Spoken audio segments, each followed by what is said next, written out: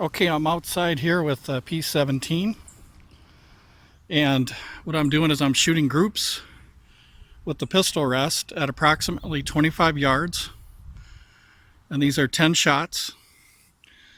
And typically what I do, to give you guys a hint and a good tip on how to set your windage before you even start, is take a leaf at close distance, like right down there where I've got it there.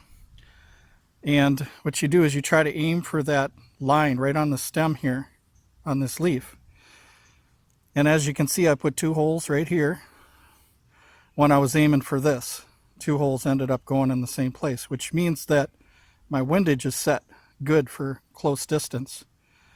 And then when you get longer distance, then all you have to do is fine tuning. This was the distance before when I didn't adjust the windage, and I'll show you the piece of paper that goes with that mark right there.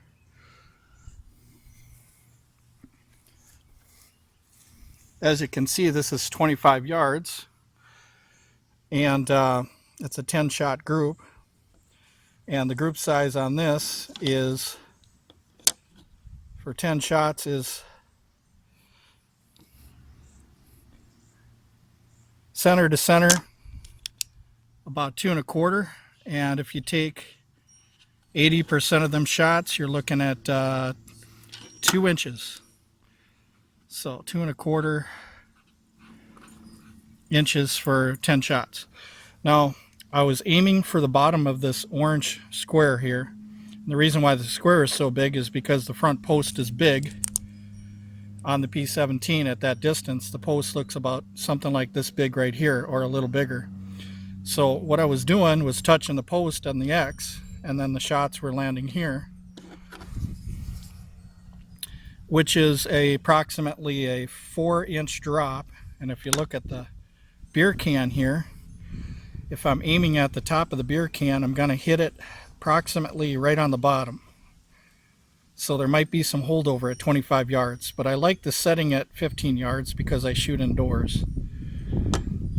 So the pellet I was using was a 8.18 grain Sig Sauer. It's kind of like a competition match pellet.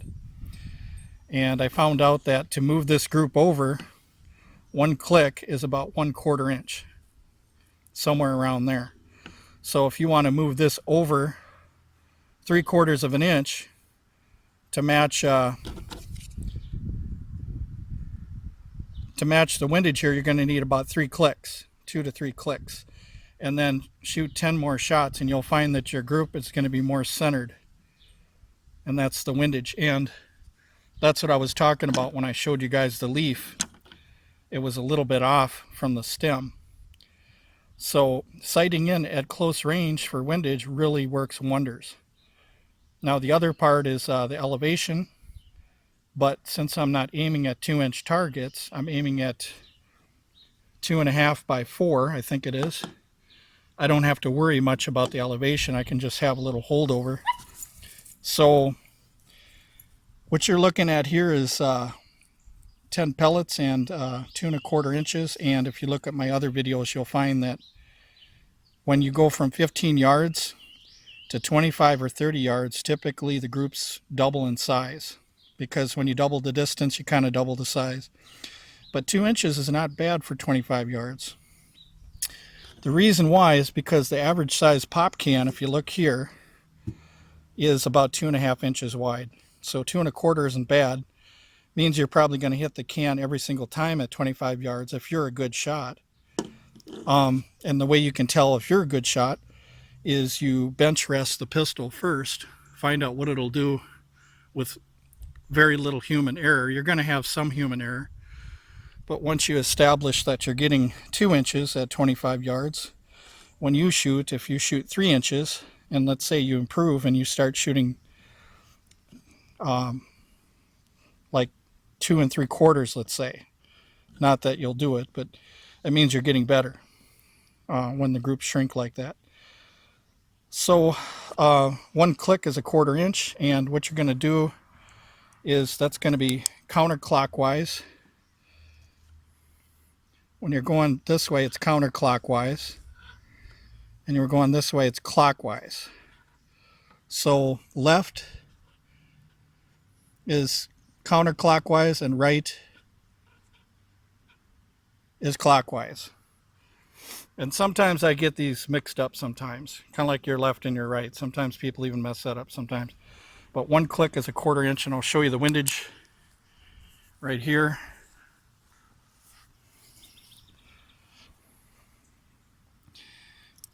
So right here, if you move this and it clicks 1 time, then that's approximately a 1/4 inch at 25 yards, which is down there.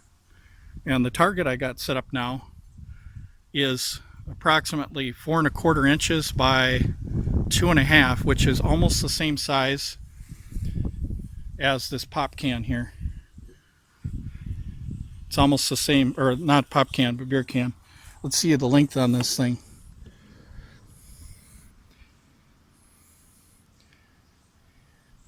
Okay, this is about 5. And the orange target I have down there is about 4. So that's why I'm going to use this now. And what I'm going to do is I'm going to shoot and aim for the top of the can, and the pellets are going to hit the bottom, and you're going to be able to hear it. So I might set up my phone sometime and do that. But what I'm out here today to show is that the P17 is accurate. It'll take on 2-inch targets at 25 yards, or 2 1/4, somewhere around that range, which is very good for an inexpensive air pistol. So it's very nice to know that you can still get some reach with a little air pistol.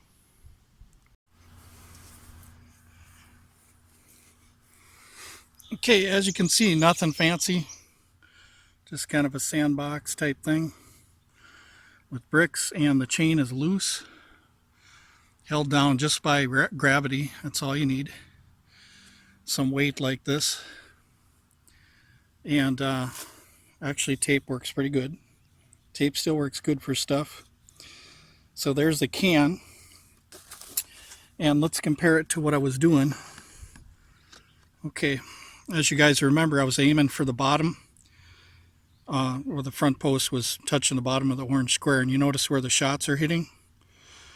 Somewhere like on the bottom half of the can. So I'm going to go back 25 yards and take a few shots for you at 25, and then move up a little closer. And then also, you guys probably notice this is a big piece of styrofoam, and I've got orange paint, and I paint these targets here and stuff with orange paint. And then this is my little rake for the sand. And typically what I do is sometimes I'll take this brick out and I'll lay the targets at a descending grade like this, because a descending grade at longer distances, you'll see a little puff of smoke right here. That's when you're not using a scope, and you'll know that if you see a puff of smoke like right up here in this area when you're shooting here, then you know you have to aim lower. And that's one of the advantages of a descending grade sand pit here, is you can see where the shots are impacting. As you guys know, people are shooting out in a field or something, you ever see the puffs of smoke and stuff, so that's actually good. You actually want that, so you can see where the shots are going. So what I do is I put them here, and then if I see the shot whip up some smoke here, then I know I got to aim lower. So that's one of the reasons why it's at an incline. And then if you want it just standing on cement, you can do that too. So you got options with this. And vise, I use this cheap vise for holding targets in here too, cardboard pieces for bullseye stuff, so I do that too. But yeah, let's go back 25 yards and let you hear what it sounds like. Okay, you guys, I got it zoomed in to how I would kind of perceive it. So I did the zoom. It'll be a little foggy, but I just want you to get a sense of impact, the speed of the impact. When the shot's fired, you can kind of hear how quick it gets down there.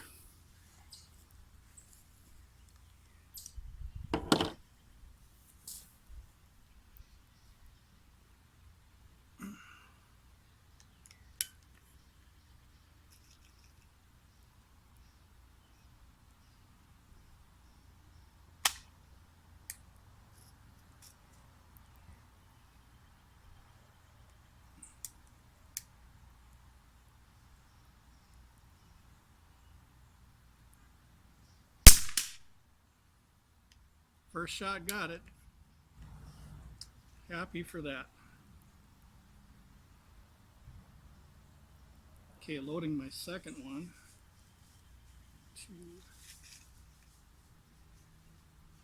I'm going to take five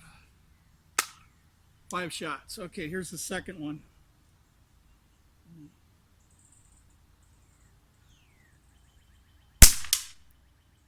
Hit on the second.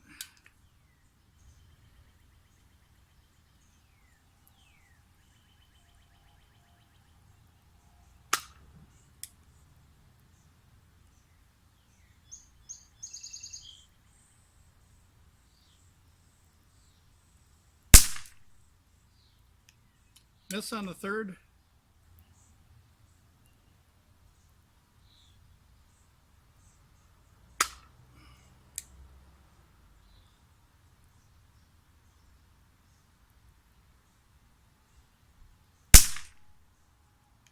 Miss on the fourth.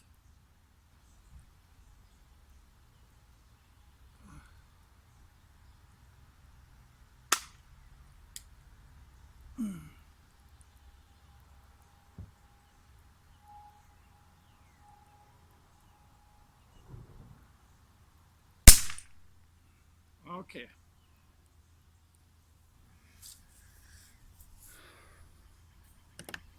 All right, as you can see, I only got two of them. But I'm sure the other ones were close. And this is done with the pistol rest. So what I'm going to do is I'm going to go down there now and set it up real close so you can see what it looks like from 25 yards.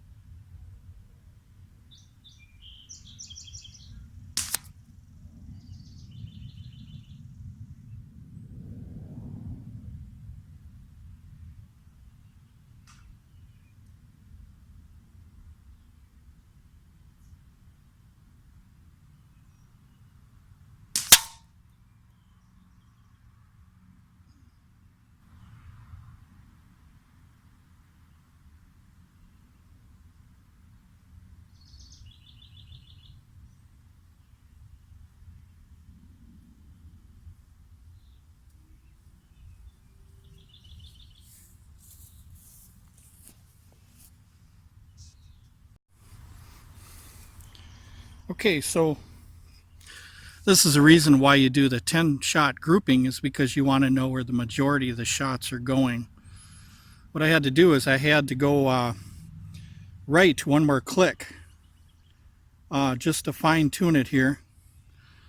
And when I did that, I had a couple shots impact more towards the center, which was, I think, these two here.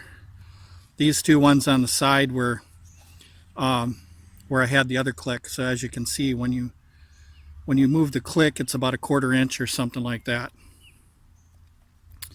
So if you got 2-inch groups at 25 yards, chances are, if you're steady and you're using a rest, you could hit this all the time. But standing, you need some skill, you know, to hit this at 25 yards. So what I'm going to do for you guys here is I'm going to whip up some dirt if I can, so you can see what the pellets look like when they hit the dirt. So I'm just going to randomly shoot right into this dirt pile here.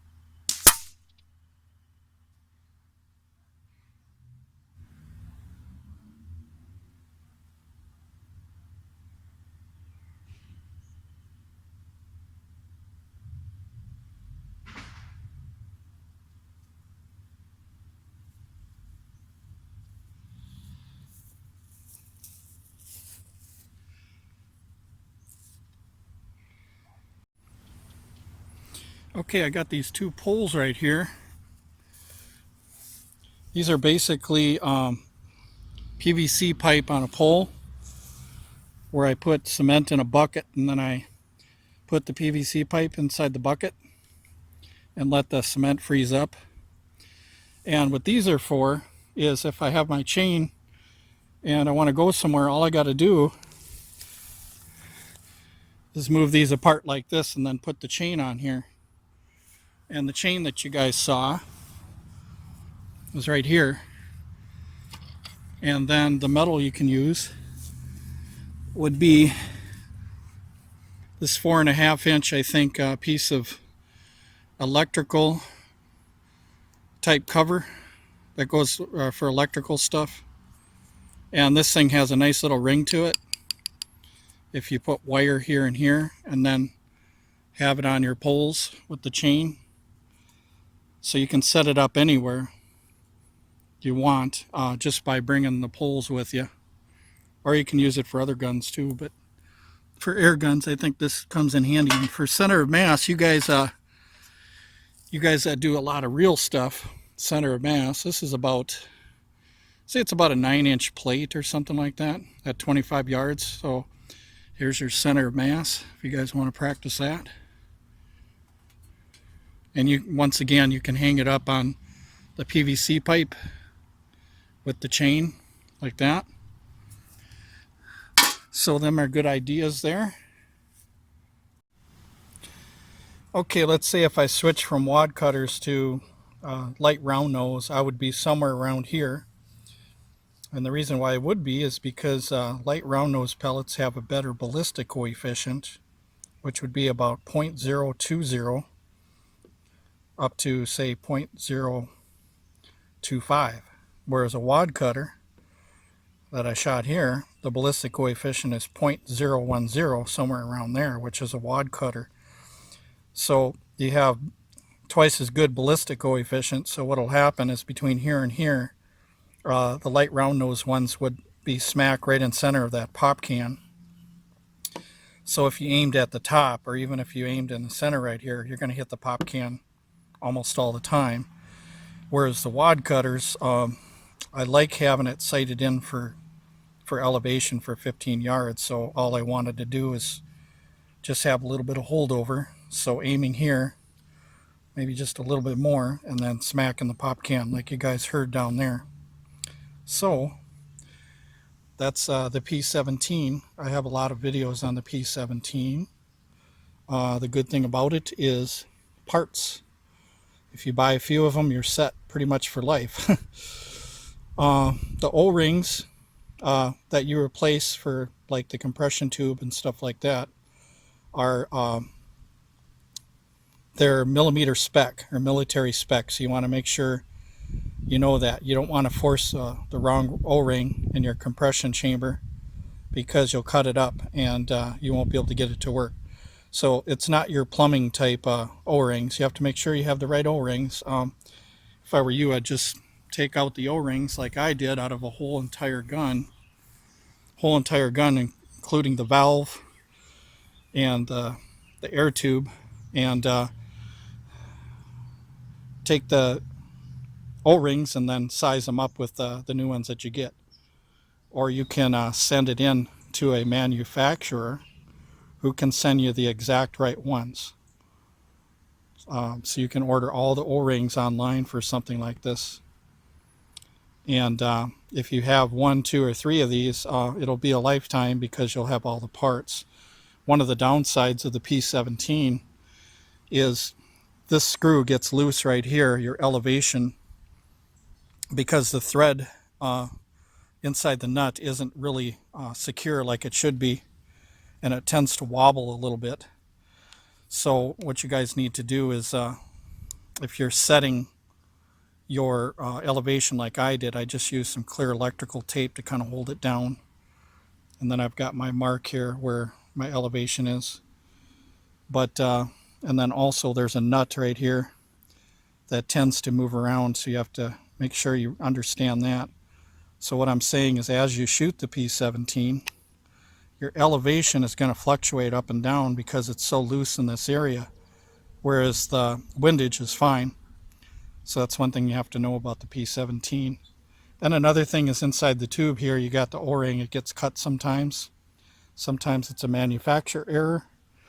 But if you shoot a few hundred shots and you don't have any cutting going on, then it's okay. But sometimes the manufacturer doesn't chamfer and clean up the air intake hole, and it'll have sharp edges and it'll clip off some of your O-ring. So that's one thing you want to know too. And you Glock guys will love this, because anybody that shoots Glock will know that this shape right here, where it goes kind of in an angle and then like that, a lot of you guys will pick up on this once you shoot it. It kind of feels like that. And then right here, the handle, it just fits your hand very, very well. And the sights are nice. You got them glow sights right there. And the trigger's about, I'd say it's about 3 pounds or something like that. Now remember this trigger is just opening a valve. That's all it's doing. So trying to improve the trigger doesn't make any sense. I've had these for a long time. What makes sense is shooting it a lot, and the trigger will seem like it's a 2-pound trigger instead of a 3, and that sounds good to me. So it'll be fine if you guys just shoot it a lot. So when you first get it, it kind of feels gritty, even though it's 3 pounds and it's light. It feels kind of gritty in there, but then after you shoot it a lot, it gets better. Same thing Tom Gaylord would say with people buying new air guns is they complain about the trigger right away, and they don't shoot it enough to work in the parts. And as you shoot more, the triggers do get better. So you don't want to crack it open and start fixing things right away. You don't want to do that. You just want to put some time in it. So, and this is a perfect example. It's 3 pounds, but it feels like it's 2 after you work it in a little bit. So very, very light pull, very smooth. So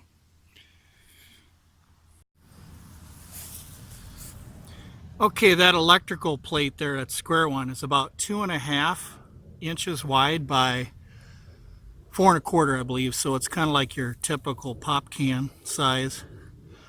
So I'm gonna let you hear what it sounds like. It sounds really nice at 25 yards away. It really gives you an indication that it's been hit. So I'm gonna let you hear it a couple times. So.